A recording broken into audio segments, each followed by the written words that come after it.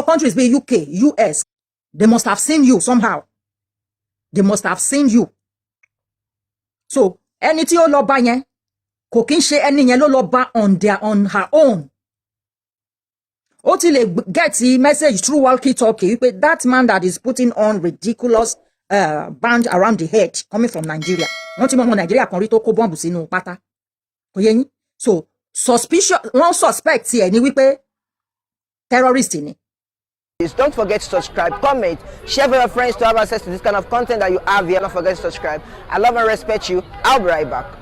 Mr. Lagbaji, ó lọ sí UK. Ó ní wọ́n nígbà tó ń dé UK, àwọn èèyàn gbé òun pọ́n, wọ́n ṣe kíní kan, wọ́n respect òun torí pé òun jẹ́ ṣé imam ni àbí àfáà àbí nǹkan kan. Ó ní wọ́n gbé òun pọ́n. Àwa fẹ́ sọ fún pé wọn ò gbé pọ́n. Wọn ò gbé pọ́n. Nǹkan tó ń sọ yẹn, ó tún fẹ́ fi borí àwọn boys, àwọn youth jẹ ni. And we will explain to him because òun gan lára orí ẹ̀ ti bàjẹ́ kò kàn mọ́ ni. Orí ẹ̀ ó ti bàjẹ́ kò mọ́ ni. So we are going to play the audio, not the video, but audio.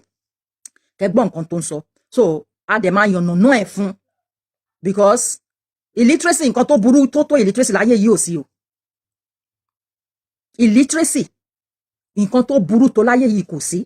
Religion nǹkan tó burú tó religion láyé, especially this Abrahamic religion, nǹkan tó burú tó láyé yìí ò sí. Ó ti bá ayé a whole lot of people jẹ́. To the extent Lagbaji wá sí UK kò fúnra, àwọn tó ń tún gbé Lagbaji wá sí UK àwọn gan ò fúnra wípé wọn ò mọ nǹkan tó ń go on in town, wọn ò mọ̀ wípé UK government gan ti ban ní nǹkan táwọn gbé Lagbaji wá ṣe yẹn, wọn ò mọ̀. Tí n bá ń purọ́ ẹ̀yin tẹ́ wà ní UK tẹ́ bá wà ń bí ẹ máa já mi. The UK government ti ban wípé káwọn èèyàn máa preach àbí káwọn máa lecture Islamically, wọ́n ti ban ẹ̀. But ẹ̀yin gbé Lagbaji wá láti wá ṣe nǹkan yẹn. Lagbaji dẹ̀ ń sọ fún wọn ní airport pé nǹkan tóun wá ṣe nìyẹn. Ẹ̀yin tẹ́ gbé wá ẹ mọ̀ pé ẹ ti dáràn, ẹ ti dáràn sílẹ̀ tẹ́ ẹ mọ̀. Ẹ ti dáràn sílẹ̀ tí ẹ mọ̀. Let's not listen to Lagbaji say. Kíni? A máa enlighten yín. Do you understand? Ẹ̀yin tí ẹ jẹ́ tí ẹ kàwé mọ̀chì, you know, tí ẹ wà nù religion yìí, a máa enlighten yín. But irú àwọn bí bàbá Adébóyè yẹn, that man is a very learned man. Ó mọ̀ pé òun purọ́ fáwọn èèyàn ni. Ó dẹ̀ ń fi àwọn irọ́ yẹn ó fi ń ba ayé àwọn èèyàn jẹ́. So ọ̀rọ̀ tí wọ́n yẹn yàtọ̀. But àwọn eléyìí ò, they are not, you know, religion kìíní ò ti bá ayé wọn jẹ́. So let's listen, please.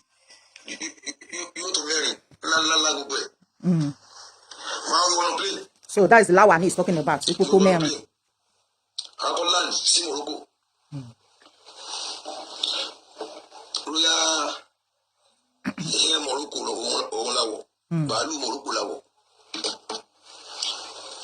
Ẹ káàbọ̀ everybody, ẹ káàbọ̀. Point of entry.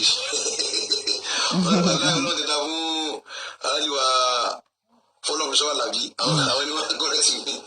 Well, I will give you point of entry. Only you know better. Okay, I'm a black blanca. You are the. I want to play. I will be king. Oh my God. But I learned this Morocco in the film today. So I Morocco, you know, I want to was a new habit when it came aboard. You took a sicker on my sorrow. So I just fight you. And I managed to do with 2 hours. Pay in return, we pay over to Satan, go to the plane Wauga. Auto playing Rocket Vigi, Adira. I was in London. Bit more longer than you. That's not enough. I'm going to Morocco. Tell me, do me, tell is you got to let him go. Well, I see that of Ludi Grima. Woman, about me now. Taja, she said, no way about him. Only cloak coming without coming from. Only killing fair. Money for the Mama, follow me. Gloria. Gloria. Oh, that. All of you. You know, you want to move to London. Ẹ̀rí bí London ṣe jọ lójú. Bóyá torí pàwọ́ àti pẹ́ńbí sókè jọ àwa lójú.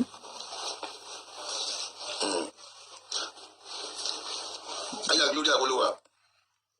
Mo ní di internet. Sórí fóònù mi. Ó ní àwòlé. Ó ní kí n fóònù mi wá. Ó wá fún mi internet.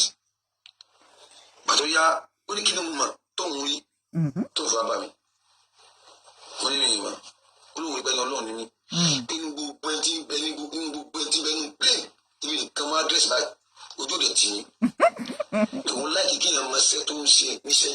Mr. Lagbaji reason tí woman yẹn ṣe wá torí kó look different ní lóòótọ́ one thing ni pé tí ètèyàn bá jáde láti ìlú tí wọ́n rí pé like rú Nigerian sin terrorist ojú wà lára Nigeria pé wọ́n ń ṣe nǹkan tó jọmọ́ terrorism so bó bá ṣe ń kúrò ní Nigeria yẹn àwọn kí ló dé tí kìíní yìí ń sọ nọ́mbọ̀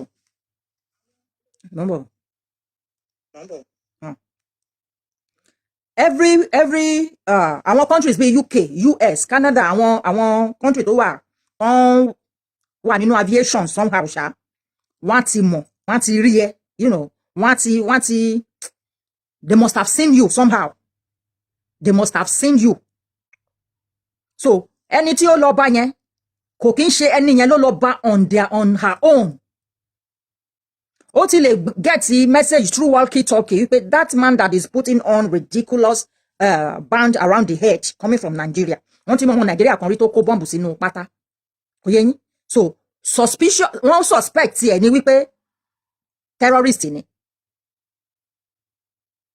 especially pẹ̀lú nǹkan tí ó ń go on ní Gaza ń sìn wọ́n suspect they profile everybody before you landed bẹ́ẹ̀ ni wọ́n ti rí ẹ wọ́n dẹ̀ ti wò pé kílẹ̀ ní yìí wá ṣe especially ní UK ó ń bọ̀ UK because ó transit ní Morocco ni ó ń bọ̀ ní UK níbi tí wọ́n ti stop àwọn èèyàn yìí pé kí òfin ti wà nílẹ̀ that kò sí nǹkan tó gbọ́dọ̀ máa preach because wọ́n rí Islamic as a radicals so wọ́n ti fi òfin yẹn sí pé kò sẹ́nìbọ̀ tó gbọ́dọ̀ máa preach àbí kó máa give lecture ní UK mọ́ lórí Quran law yẹn ti wà so ìwọ wá gbéra Nàìjíríà ó wá ń bọ̀ ní UK transit in Morocco wọ́n wá fún ẹ ní ó wá believe pé wọ́n fi pọ́n ẹ lé nítorí pé wọ́n fún ẹ ní connection láti fi sọ̀rọ̀ they want to know who you wanted to call there bí ó ṣe fún ẹ ní data láti fi sọ̀rọ̀ yẹn wọ́n ti ń tap gbogbo nǹkan tí òun ṣe ń bẹ̀ wọ́n ti ń tap ẹ̀ so it's not pé kò ń ṣe pé wọ́n fi pọ́n lé in a kind of non-verbal interrogation ni wọ́n ti máa wò wọ́n máa investigation wọ́n máa wò pé ta ló fẹ́ pè ta ló ń pè níbo ló ń lọ níbo ló ti ń bọ̀ kí ni mission náà because ó ti kọjá kò sí nǹkan kan lórí wọ́n ti pé kò gbé drugs sórí kò sí nǹkan kan so the next thing tó fẹ́ tí wọ́n á tún suspect ẹ̀ fún ni pé terrorism ni so kò ń ṣe pé wọ́n fi gbé pọ́n wọ́n fi gbé pọ́n kò ń ṣe pé torí pé ó mọ Ọlọ́run kò yẹ yín sìn ẹ má jẹ́ kí nǹkan tó ń sọ yìí àwọn àyẹ̀kọ́ fi deceive yín ẹ̀wọ̀n àyẹ̀kọ́ fi deceive yín òun fẹ́ máa sọ́nsìn pé gbogbo àgbáyé ló gbé Islam mọ́ irọ́ ni bàbá ńlá irọ́ ni nǹkan yẹn ẹ jẹ́ kó máa sọ̀rọ̀ ẹ lọ nílé play video yìí nílé play audio yìí tọ́tọ́rọ́ gùn ibi tí ó kàn wà important yẹn tí ó fẹ́ fi máa ta ẹ̀sìn yẹn ó fẹ́ ta ẹ̀sìn yẹn ni àwọn èèyàn ti ń bu already wọ́n ti ń bu ní Nàìjíríà gan pé èwo ni òṣùká wèrè èwo ni gèlè wèrè so òun fẹ́ máa sọ́nsìn pé àwọn ẹ̀yin tẹ́ ń bú wa pé à ń wé gèlè yẹn à ń wé gèlè àwọn òyìnbó gba ti gèlè irọ́ ni wọ́n gba anything àwọn tí wọ́n wé ní Iran gan fídíò kan ta ṣóhun bí báyìí ẹ rí ti ọmọ kékeré yẹn tó lọ yọ gèlè tí máa yẹn tí ò tiẹ̀ tó ti Labeeb yìí ní Iran ọmọ yẹn gbadànù ni kò sẹ́nibọ́dì tí ó ní time fún gbogbo Iran yìí mọ́ the world is going digital tó bá dẹ̀ ń sọ̀rọ̀ digital ifá ló mean the world is going ifá digital oyè yín ẹ jà máa gbọ́ lọ. ẹ káàbọ̀ Mr. Bankole Mr. Sodiq ẹ káàbọ̀. ṣẹgbọ́n ó ló fún un lóúnjẹ. ẹ̀gbọ́n nǹkan tó sọ ni wọ́n fún òun lóúnjẹ ń bẹ̀. that means mo fẹ́ pé Morocco náà ti fún lóúnjẹ.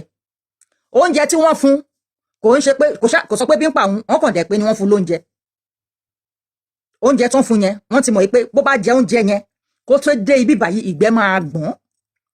wọ́n suspect pé ó gbé nǹkan yẹn mi ni kò sí lórí ẹ̀ kò wọ́n tí bóyá ó ti wà nínú intestine ẹ̀ tí wọ́n lè rí immediately so wọ́n á fẹ́ kó ya kíní yẹn sílẹ̀ ni wọ́n ṣe fún ní oúnjẹ yẹn bọ́n ṣe ń ṣe fún àwọn tó bá ti suspect nìyẹn tó bá suspect pé ẹ gbé egbògi olóró wọ́n máa fún yín lóúnjẹ tó máa fọ́ọ̀sì nǹkan yẹn jáde bí wọ́n ṣe ṣe nìyẹn ẹ bèrè lọ́wọ́ àwọn ọmọ Ìgbò máa sọ fún yín ẹ má bínú ẹ̀yin ọmọ Ìgbò tó bá wà níbí báyìí ẹ bèrè lọ́wọ́ àwọn ọmọ Ìgbò wọn sọ wọ́n ṣe ń ṣe nìyẹn ẹ mọ̀ káwọn náà máa ń gbé nǹkan yẹn jù so wọn fún lóúnjẹ pé kán fi pọ́nlé wọn fún lóúnjẹ pé torí pé ó mọ Allah wọn fún lóúnjẹ torí pé maybe ó mọ Ọlọ́run kankan no wọ́n fún lóúnjẹ ni so that ìgbẹ́ àgbọ̀n aya gbogbo tó bá ní anything tó ti swallow aya gbogbo ẹ̀ á dẹ̀ mọ̀ pé àwọn àfáà náà for real wọ́n máa ń gbé egbògi olóró náà anyway wọ́n máa ń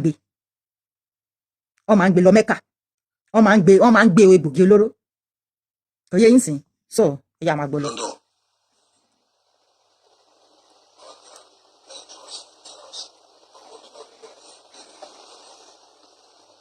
sọ̀rọ̀. èmi ò gbọ́ èkó tí lórí akọ àwọn ìyá kìíní kan òkè UK náà ló wà ní. níbo wà ló wà ń bẹ̀. òtútù ti mú níbo ló wà. òtútù mú. ìbẹ̀rẹ̀ mọ̀ báyìí. àbí o. èmi ní pẹ́yà yín òfin padà sílé òun ní púrógámù. ìjà ń rí ọ. ló bá di pé. I don't even understand one thing. These people, when they come abroad, mi ò mọ nǹkan tí wọ́n fi àwọn obìnrin pè. Bóyá torí pé àwa wá láti German speaking countries ni we don't know. Ẹ wo bí ó ṣe put ọ̀rọ̀ yẹn. Ìyẹn torí pé yẹn ti ń ba chat. UK náà ni mo wà jẹ́ ń rí ọ. Kí ló fẹ́ rí fún? Wọ́n kàn dẹ̀ ti ní this mentality pé àwọn obìnrin tó wà ní UK, àwọn obìnrin tó wà abroad o. Loneliness ń pa wọ́n useless, àwọn kan lè rí káwọn bá sọ ni. What's the meaning of jẹ́ ń rí ọ? Tọkùnrin kan bá sọ ọ̀rọ̀ ẹ̀sẹ̀ mi máa rí as insult. Mo kàn tún fi yẹn sáàrin yẹn ni o. Ó wá sí UK, àwọn èèyàn kan náà gbé wá pé kó wá teach wọn ní nǹkan kan. Ó wá pàdé èèyàn ni, èèyàn kan wá ń bẹ chat. So the next thing ni pé UK náà ni mo wà jẹ́ ń rí ọ. Irú insult wo nìyẹn? Because nǹkan tán ti fi sí wọn ló tán ti jẹ́ kán máa believe wípé àwọn obìnrin UK useless is just you just kó kàn bá wọn sọ lẹ́ẹ̀kan lẹ́ẹ̀mejì ni you know. Even though obìnrin tí ó bá sọ lẹ́ẹ̀kan lẹ́ẹ̀mejì tó bá gbà fún ẹ kò mean ní pé obìnrin yẹn useless kò mean pé useless but look at the mentality, look at how he is talking jẹ́ ń rí ọ. ìyẹn ní 600 ká wá láti Nàìjíríà ibi nìkan ni wọ́n á ṣe báyìí bẹ́ẹ̀ ọ̀dẹ̀ tí lójú mo ní ìlànà bàbá wa ni. wọ́n interrogate ẹ̀ ní kò mọ̀ wọ́n interrogate ẹ̀ because they have to say something to make you feel at home. They have to say something to make you feel like you are loved because they wọ́n fẹ́ wá information lọ wọ́n wá information láti ẹnu ẹni. Wọ́n fẹ́ kí o kọ̀ sọ nǹkan tí ó máa fún wọn ní link nǹkan tó ń gbé ẹbọ ni. That is what they are doing. That is what they are doing. Interrogation ni. High level interrogation ni. Wọ́n fẹ́ wo bí body language ẹ ṣe máa lọ bóyá bó ṣe ń béèrè question lọ́wọ́ ẹ yẹn maybe you will feel uncomfortable maybe you will feel agitated you know. Wọ́n ti mọ ẹni tó bá gbé egbògi wọ́n ti mọ question tó máa béèrè lọ́wọ́ ẹ̀ the way tó máa ṣe wọ́n ti mọ the way tó ń ṣe máa béèrè question yẹn wọ́n ti mọ the way tí ó ṣe máa answer bóyá ojú ẹni o bóyá gesticulation ni ẹni o bóyá you know body language ẹni o ó máa sọ nǹkan tí you know ó máa fún wọn ní answer yẹn immediately ó tiẹ̀ need láti sọ̀rọ̀ so nǹkan táwọn people yẹn ń ṣe nìyẹn wọ́n fún ẹ ní senior man interrogation nǹkan tó ń fún ẹ nìyẹn Labeeb. It has nothing to do pé wọ́n ń gbé ẹpọ́n torí pé o jẹ́ Muslim náà kò ń ṣe yẹn wọ́n fẹ́ káṣe monkey wọ́n dẹ̀ ń ṣe bíi monkey nǹkan tó happen nìyẹn kò ń ṣe pé torí pé wọ́n pọ́n mùsùlùmí lé wọ́n pọ́n kinní kan lé no as time goes on ẹ̀yin mùsùlùmí ẹ̀ ní síbi táwọn èèyàn wà inú igbó lẹ́ máa wà as time goes on bí nǹkan yẹn ṣe máa rí nìyẹn. lórí àyẹ̀mọ̀dé UK èmi náà wà UK. òun kódà mo tún lọ US. ẹ fẹ́ la rárá wèrè. àwọn tó ń lọ Germany náà. ọkọ̀ ti sí ọkọ̀ náà ti gbéra. no be small thing. tẹ bọ́ọ̀nù. àtún lọ Germany ọdún tó fún wa ní ìṣẹ̀lẹ̀ ìdẹ́rù sàdísì. àtún àtọ̀. ṣé àgùnlá ní àtúntò àwọn lọ́dọ̀. a sọ fún yín lánàá a ní ti àlùfùlání yẹn reason tí wọn ṣe jẹ́ kó wọ UK mọ́ kò ń ṣe torí pé èèyàn kan lọ ṣe petition àbí èèyàn kan lọ ṣe kíní kan ní gbogbo àgbáyé wọn ò fẹ́ kí anybody máa wá sílùú wọn kó máa sọ pé òun preach àbí ó ń teach Islamic something wọn fẹ́ nǹkan yẹn ń radicalize àwọn èèyàn wọn ò fẹ́ ó lè jẹ́ pé nǹkan tí wọ́n fi stop Al-Fulani nìyẹn wọn ò fẹ́ àwọn tó gbé Labeeb wá sí UK yìí ẹ watch your back because some of our people àwọn èèyàn wa kan tí wọ́n bá wà nílùú wọn kì í mọ ìlú tán wà yẹn wọn kì í mọ the do's and don'ts of that country they live in they don't know it wọn mọ̀ pé òfin ti wà nílẹ̀ ní UK yìí pé ẹ gbọ́dọ̀ máa preach fún ẹ gbọ́dọ̀ máa teach Islamic something fáwọn èèyàn because àwọn ọmọ wọn wà easily radicalized àìpẹ́ ṣáà ni ọmọbìnrin kan bóyá half British half ìlú kan ṣá bóyá Polish àbí nǹkan kan àbí bóyá Afghan àmì òtí ṣáà mọ̀lú yẹn ṣá but half British ni tí wọ́n radicalize ẹ̀ òye yín sìn so wọn ò fẹ́ irú open preaching yẹn mọ́ wọn ò fẹ́ mọ́ àwọn tó ń gbé Labeeb wọ ìlú yìí wọ́n sì máa jẹgbá Labeeb ó tú àṣírí wọn wípé nǹkan tó ń gbé òun wá ṣe nìyẹn wọ́n sì máa jẹgbá gbogbo nǹkan táwọn yẹn bá ń ṣe ẹ̀yin tẹ́ gbé wá tẹ́ bá bẹ̀rẹ̀ sí ní lose iṣẹ́ yín kẹ́ mọ̀ wípé nǹkan tó fà á rè tí wọ́n bá fún ẹ̀yin tẹ́ ní business tí wọ́n bá fún yín license mọ́ kẹ́ mọ̀ wípé reason tí wọ́n ṣe fún yín rè because some of you will live in a country you don't know the do's and don'ts of that country ẹ kàn gbé Quran sí gbèsè ayé anything that Quran òun lẹ máa rán ẹ ní mọ̀ pé sometimes common sense máa ń help èèyàn but ẹ bá ti ń lo Quran ní ẹ kì í ní common sense kò ń ṣe Quran nìkan even àti Bible ẹ kì í ní common sense kankan you are going to be in trouble. You are going to be in trouble.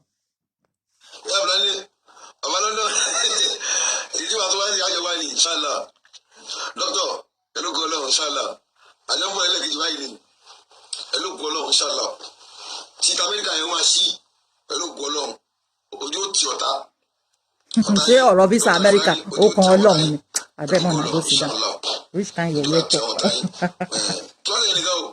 Mr. Fish ṣe ń gbọ́. Àwọn yòókù máa wà pé àwọn lè jù wá lọ no gbogbo ẹni tó bá jà fa Ọlọ́run kò tún yín lẹ́kàn yín náà rí ibi kẹ́ tó jù wá lọ Ọlọ́run jẹ́ kẹ́ jù wá lọ kí ni káwọn lọ yìí títí máa ti. Thank you Mr. ọ̀rọ̀ visa yù ìlú òyìnbó kan inshallah bí nǹkan kan Mr.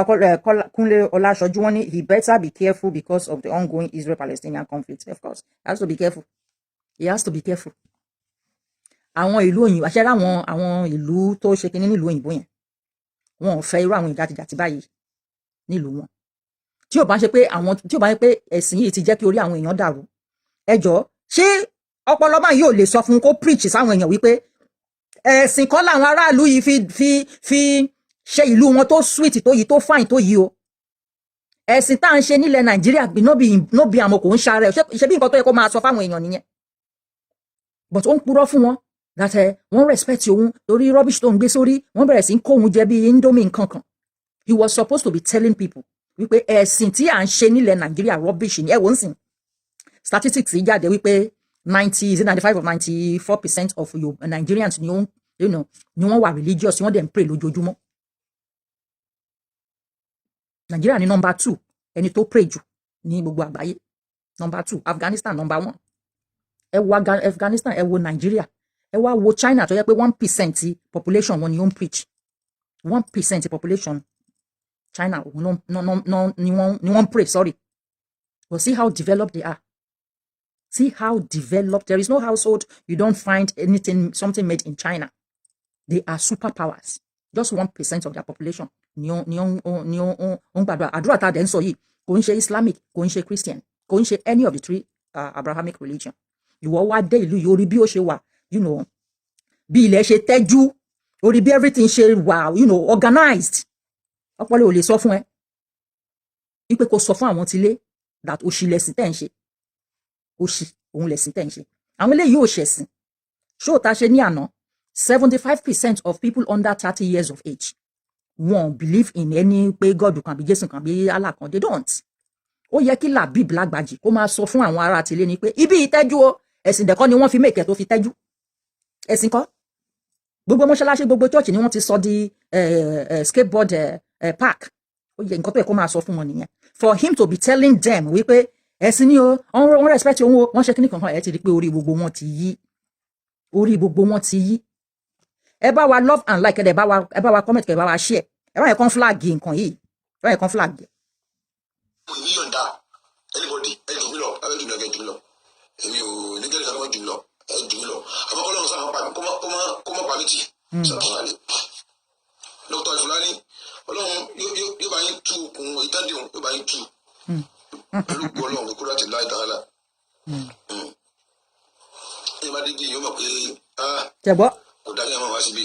ṣẹgbọ́ ó ní tíyan bá débí yìí àwọn ìpè kò dá kéèyàn má máa débí yìí which means pé this place is so beautiful but ṣé religion náà fi make it beautiful ṣé religion ni no technology náà fi make it beautiful he was supposed to be telling our people wípé ó ṣí lẹ́sìn technology òun ni àwọn èèyàn fi ń jẹ́ kí ìlú dàgbàsókè kí dẹ̀ ni technology ifá òun ni technology ifá ni technology. wá sí pọ̀ lẹ́jọ́ délé ṣẹ́ǹgbọ́ alẹ́ yìí mo ní wá sí ní Nàìjíríà ṣẹ́ǹgbọ́ alẹ́ ọ̀la mo ní àárọ̀ ọ̀la mo ní Sunday mo ní lálẹ́ mo ní láàárọ̀ mo tún ní pọ̀lọ́sọ̀lẹ́ yìí ṣẹ́ǹgbọ́ tí mo sì débí ìlànà báyìí ní kọ́ọ̀lù wọn wọlé tá ń pè mí ní pé àwọn ní ìdìbò ní àárọ̀ Sunday oní bàbá nínú mo ti wà lọ́nà ní lọ́kẹ́rì ṣẹ́ǹgbọ́ London láwà àfilọ́ right ṣẹ́rí agbélá ni wọ́n bí mo dẹ̀ wé wọ point entry àbí ẹ̀kílẹ̀ kan ṣẹ́ǹgbọ́ ẹ̀ máa mú ìgbóngbó máa sọ àbára sọ fún ilé kan ṣẹ́ǹgbọ́ point entry point entry point of off one bẹ́ẹ̀ point of entry ṣẹ́ǹgbọ́ what a disgrace what a disgrace anyway ẹ jẹ́ ká fi Labeeb Lagbaji lẹ̀ ẹ ti gbọ́ nǹkan tí no ẹ jẹ́ ó níbi kan tí mo fẹ́ kí a gbọ́. ntẹ bá ń ṣe ẹ mójútó ntẹ bá ń ṣe ẹ mójútó nígbà tí bàálù wa bà sí airport London ojú rọ̀ lọ́wọ́ wọ́n rántí ọ̀rọ̀ tí wọ́n sọ fún mi lẹ́kọ̀ọ́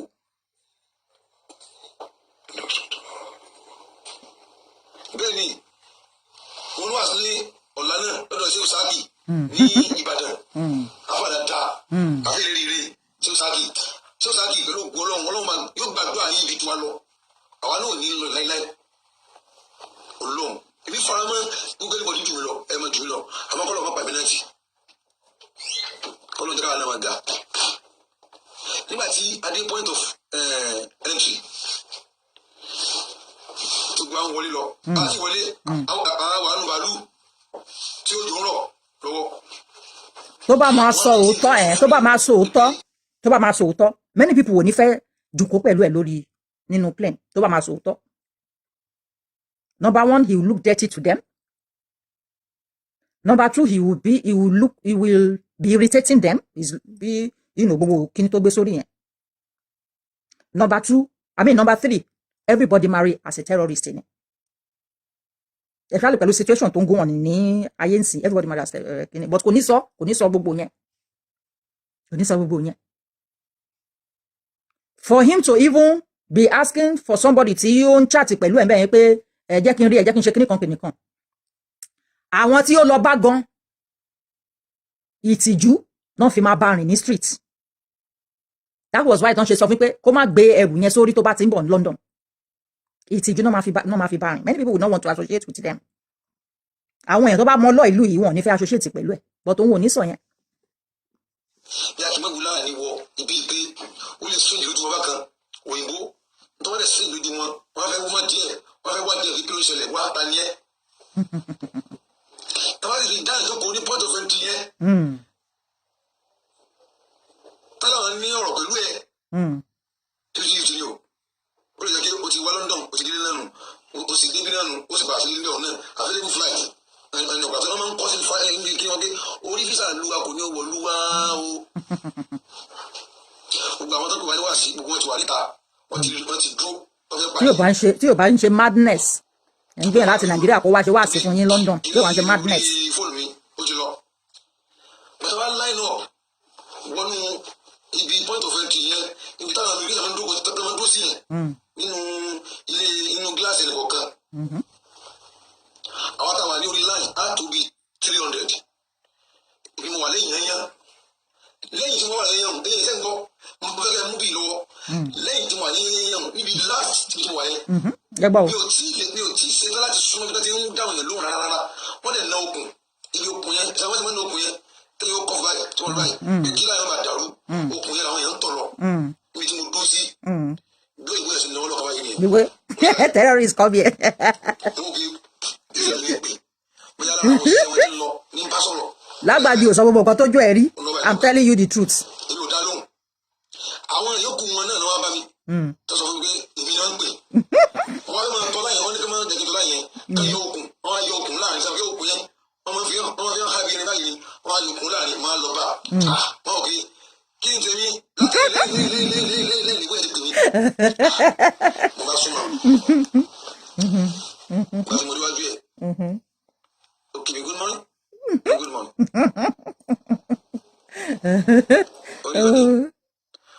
My name is Sheikh Labeeb. You are from Nigeria. Okay. Only give me your passport. Ló bá fún wọn passport ẹ. Pali mi. Wọ́n wù mí. Ó sì múlá lórí mi. Mo ní I love this. How many meter? 20. 20. I love this. You need to say I is saying that thing. Oh my God. It's so funny. Only say mo only iṣẹ́ wo ni mo ṣe. Ṣé ti gbọ́? Ṣé gbọ́ pẹ́sọ̀ yẹn? And teacher. Ó ní kí n wá sí mi wọ́n wá sí lecture. Ṣé ti gbọ́? Mo ní fún àṣepọ̀ ìṣọ̀kan ìtọ́lọ́rẹ́tì ara ẹni. That's good. Ó ní are you on social media? Mo ní yes. Ṣé ti gbọ́? Ó ní kí n dákọ̀ orúkọ mi. Ṣé rí? Ó ti ṣe rí nǹkan tó nǹkan yẹn ó máa kó bá a whole lot of affairs. Ẹgbọ́n nǹkan tó sọ wọ́n bèrè lọ́wọ́ ẹ̀ pé kí ló wá ṣe ń lu wọn ó lò fẹ́ wá ṣe wáàsí wọ́n wá ní on what wọ́n ní lórí ìṣepọ̀ kò ní sọ pé lórí wọ́n ti mọ nǹkan tó fẹ́ wá ṣe anyway nǹkan tó dẹ̀ fẹ́ wá ṣe yẹn wọn ò fẹ́ ń bí wọ́n wá bèrè lọ́wọ́ ẹ̀ pé are you on social media ó ní bẹ́ẹ̀ ni wọ́n wá gba social media orúkọ ẹ̀. Gbogbo nǹkan tí ẹ̀yin àfáà yẹn ń ṣe lórí social media gbogbo nǹkan tẹ̀ ń ṣe ọkùnrin yìí ó máa tú àṣírí ó tiẹ̀ ti tú because they will be on every of your tail. Wọn ò ní kẹ́ má wá bì òye yín wọn ò ní kẹ́ má wá bì báyìí torí ká ní pé wọ́n dá òun padà ni as a public nuisance ni bó ṣe rí because ó look like a public nuisance ni wọ́n ní right láti dá padà. Tọ́lá ní pé wọ́n dá òun padà ní wọn ní irú kíní ẹ̀tàn gbà yẹn tán bá ní àwọn fẹ́ gbọ́ ó lè má fẹ́ fún wọn kò yẹ yín but ẹ̀yin tí ẹ gbé wá ẹ máa wọ́ọ̀ṣì báàkì yín ọ̀rọ̀ díẹ̀ tó rọra sọ tí ó gba kíní wọ́n gba this wọ́n gba that yẹn ó máa kó bá a whole lot of you ó máa kó bá a whole lot of àtẹ̀ntẹ̀ wà ní UK àtẹ̀ntẹ̀ wà ní Nàìjíríà ó máa kó bá yín try láti scare ẹ̀yin pẹ̀lú nǹkan tá à ń sọ bí nǹkan yẹn ṣe rí nìyẹn scare ẹ̀yin wọ́n ti gba social media handle ẹ̀ gbogbo ẹ̀yin tẹ́ jẹ́ friend díẹ̀ pátápátá wọ́n máa wò yín wọ́n máa bẹ̀rẹ̀ sí ní wo everything tẹ́ ń ṣe tí any of his friend gan tó bá wà lórí kíní list watch list wọn ibẹ̀ náà ti máa ka yín ibẹ̀ náà ti máa kà.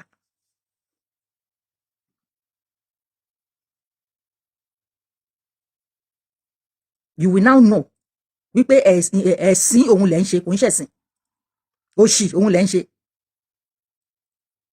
Bẹ́ẹ̀ ni o Mr.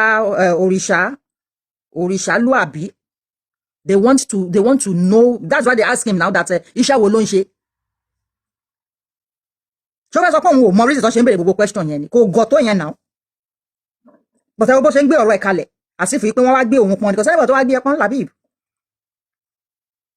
kò sẹ́nìbọ̀ tó wá gbé ẹpọ́n tó bá dọ̀la tó bá fẹ́ gba visa tó ń bá sọ fún ẹ pé wọn ò lè fún ẹ visa don't think that somebody kan ló ń ṣe ẹ́ reason tí o fi ní gba visa mọ́ lélẹ̀ reason tí o ṣe fi ní gba visa mọ́ lélẹ̀.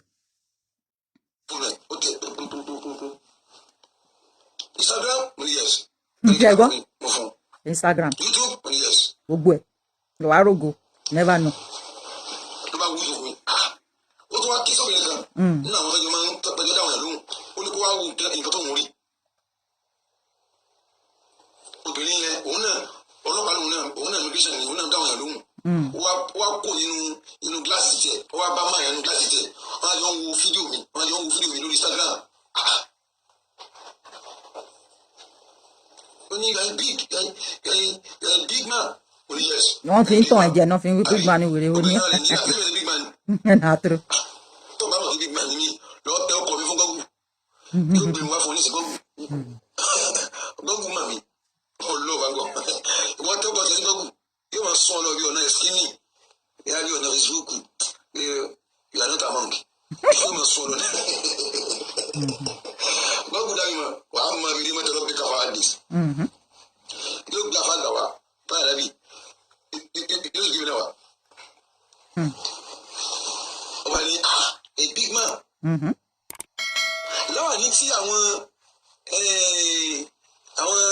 ará Èkó sọ fún mi kí wọ́n pe àwọn tó máa ṣe travelling yẹn tó sọ fún mi pé láwa ní yìí ó máa jọ wọ́n lójú ó máa straight sí wọn bí a kì í máa wí rárá àbí kì í lè wí ọwọ́ kan wọ́n ní kìsì mi wọ́n máa wí. Ṣé ń gbọ́? Wọ́n máa wí dídẹ̀ láàrin tí mo wí lọ Saudi. Láàrin tí mo wí lọ sí Abuja ní ọ̀dọ̀ àwọn apàṣẹ. Okay. Láàrin tí mo wí káàkiri This one na Bushman. Máa wí dídẹ̀ let's go there. Let's go there. Àwìwé láwà ní. Bẹ́ẹ̀ ni o, it's good to be educated o. Wallahi. Uma tí ó jáde nínú kíní ìmọ̀lẹ́wọ̀n kíní gbá kíní bọ́ọ̀sì ni inú ilé ti jẹun. Uma yẹn náà wá wo kíní yẹn wọ́n jọ wo I love you. Àbí? I love you too. I love you too. No be small thing. Anyway, ẹ jẹ́ ká fi Labeeb Lagbaji síbẹ̀ sílẹ̀. Ṣé rí? Ẹ jẹ́ ká fi lẹ̀ síbẹ̀. Ẹ ti rí pé ẹ̀sìn orí burúkú òun ló ń kó báyàn. Tó bá yẹ pé kò ń ṣe pé ẹ̀sìn ti ba ayé no. Tí ó bá yẹ pé kò ń pé ẹ̀sìn ti ba ayé wọn jẹ́ ni. Nǹkan tó ọ̀rọ̀ ọ̀tọ̀ ló yẹ kó máa sọ. Ó yẹ kó sọ fún àwọn followers ẹ̀ ní wípé ìgbà tóun dé ìlú òyìnbó ẹnu ṣe òun ha ìgbà tóun dé UK ẹnu ṣe òun ha. Òun ti ń gbọ́ròyìn but òun ò mọ̀ pé bó ṣe fine tó rè. But ẹ̀yin èèyàn wa ẹ jẹ́ ká ronú ṣé ẹ̀sìn ni wọ́n fi sọ ìlú yìí di bó ṣe rí yìí ni. Ìlú yìí ti fìgbà kan rí jákujàku. Ìgbà tí wọ́n ń ṣe ẹ̀sìn ìlú yìí ti fìgbà kan rí jákujàku. Ìgbà tí wọ́n yámútú gbogbo àwọn ẹlẹ́sìn ìyà. Àwọn mosque tó ń gbé Islam wọ bí because àwọn Moorish kings àwọn mosque yẹn wọ́n gbé Islam wọ bí báyìí. Àwọn Romans wọ́n gbé Christianity wọ bí. Nígbà yẹn àwọn èèyàn míì máa ń jẹun nínú dustbin ni until ìgbà tán wá bẹ̀rẹ̀ sí ní yámútú wọn. Kó tó di pé ìlú yìí ṣẹ̀ṣẹ̀ wá ń gbé rí. Wọ́n máa ń institutionalize àwọn tí ò lówó ni nílùú yìí láyé àtijọ́. Ìgbà tó ń ṣẹ̀sìn wọ́n institutionalize wọn ni. That means pé àwọn irú nǹkan tó lọ ṣe ní South Africa yẹn bọ́ ṣe ń ṣe ń bí nìyẹn. Ìwọ tí ò bá lówó ó máa jìyà kú ni. Nígbà tó ń ṣẹ̀sìn. Ìgbà tó ń ṣe pa ẹ̀sìn dànù tó ń sọ pé wọn ò ṣe ẹ̀sìn mọ́. Òun láyé wọ́n bẹ̀rẹ̀ sí ní bẹ́tà díẹ̀. Up till today ìwọ tí o bá preach openly ń ta mí báyìí tọ́lọ́pàá bá wá mú ẹ onílọ́ọ̀kì ni àwọn ọmọ ìlú yìí lè lù ẹ́ pa wọ́n lè lù ẹ́ pa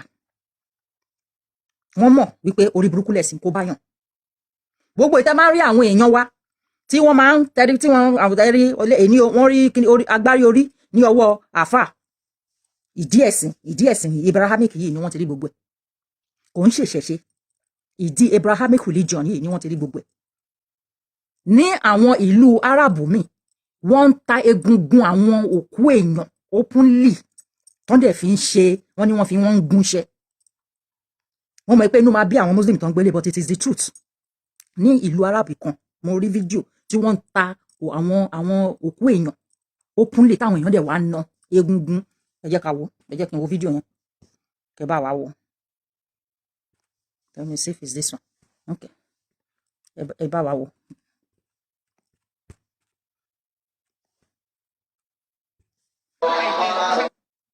ṣe egungun àwọn èèyàn nìyẹn o egungun àwọn èèyàn lẹ́rí yẹn o orí lẹ́rí yẹn o ṣẹ́rí orí àwọn èèyàn lẹ́rí yẹn o tó bá tiẹ̀ ní gbé kínní lọ kẹtí táwọn tó ń wá tó fẹ́ wá ra àwọn nǹkan yẹn àwọn lẹ́rí yẹn ṣẹ́rí wọn egungun ọmọ èèyàn òun lẹ́rí níbẹ̀ yẹn ẹ jẹ́ kí n filẹ̀ síbẹ̀ egungun àwọn èèyàn òun ni ẹ rí níbẹ̀ yẹn tẹ̀ ń wò ní egungun èèyàn so tẹ bá rí àwọn àáfàá tí wọ́n lọ ń wú òkú olókùú kò yé yín tẹ bá rí wọn tẹ ń bá orí gbígbẹ orí tútù lọ́wọ́ wọn ibi tí wọ́n ti kọ nìyẹn but àwọn olórí burúkú yìí wọ́n á máa purọ́ fáwọn èèyàn wípé oníṣẹ̀ṣe ni ó ń ṣe bẹ́ẹ̀ tó bá ti lọ Mẹ́kà nǹkan tó ń kọ́ rè nǹkan tí wọ́n lọ ń kọ́ ní nǹkan tẹ̀ ń wò yìí nothing else let them come and debunk this let them come and debunk this this is a market tí wọ́n ti ń ta egungun òkú èèyàn so gbogbo ẹ̀yin tí ẹ bá believe wípé maybe mo lọ ẹ lọ Mẹ́kà ẹ wá gbabẹ̀ ẹ wá kú nǹkan gidi ni orí yín ò pé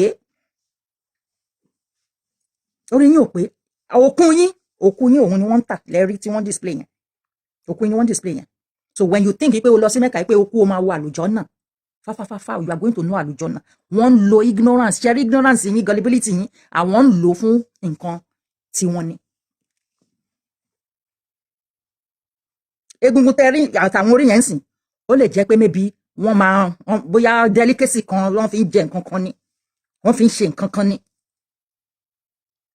but wọ́n ti tà fún ẹ̀yin wípé tẹ bá ti lọ sí Mẹ́kà o tẹ bá kú oríire ni oríire kọ́ tẹ bá ti kú tọ bá ti lọ sí yín tó bá ti wọ́n á tún wá lọ wú yín jáde láti máa display láti máa tà ṣe ti rí pé orí burúkú lẹ̀sìn Islam gbé wọ ilẹ̀ Yorùbá.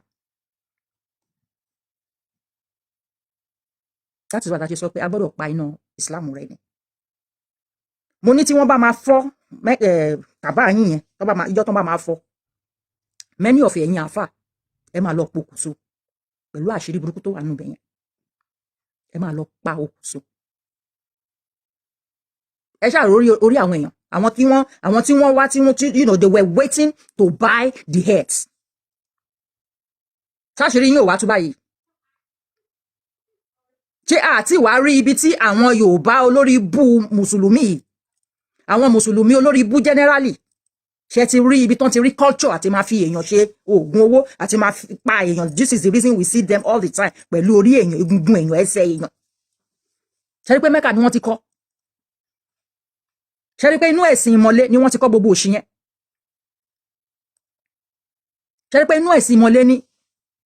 This is O훠DUA TV Watch. Don't forget to subscribe, comment your opinion, like, comment and share so that other people can get access to what you enjoy on our channel. Thank you. We love you.